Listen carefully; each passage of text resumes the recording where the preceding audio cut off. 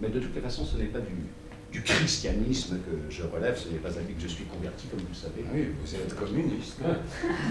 Un théâtre d'idées proche de l'humain de deux hommes que tout oppose en apparence. Jean-Paul II, incarné par Bernard Lanaut, dialogue avec Antoine Vitez, joué par Michel Bonpoil. La pièce Jean-Paul II, Antoine de Vitez rencontre à Castel Gandolfo est le récit d'une rencontre qui a eu lieu il y a 30 ans. Son metteur en scène, Pascal Vitiello, revient sur cet échange si singulier. C'est parti d'une rencontre qui a vraiment eu lieu le 28 juillet 1988 dans les jardins de Castel Gandolfo.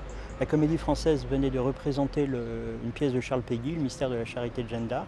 Et à l'issue de la représentation, Antoine Vitez, qui était le nouvel administrateur général, a eu un échange avec le pape Jean-Paul qui avait très envie de parler de théâtre en fait. Et cet échange qui a duré 10 minutes, un quart d'heure, a été enregistré par Jean-Philippe Mestre, donc l'auteur de la pièce.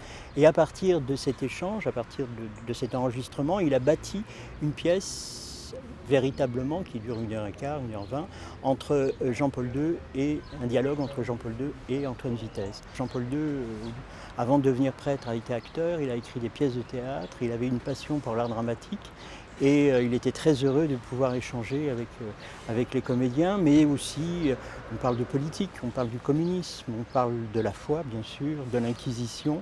En fait, c'est deux hommes qui se respectent et qui échangent et qui sont diamétralement opposés. Montée grâce au soutien du gouvernement princier, la pièce s'est exportée à Paris. Les comédiens joueront à Avignon à partir du 6 juillet au Théâtre du Chêne Noir, tout le long du festival. Des arguments magiques que les religions utilisent pour nous terroriser.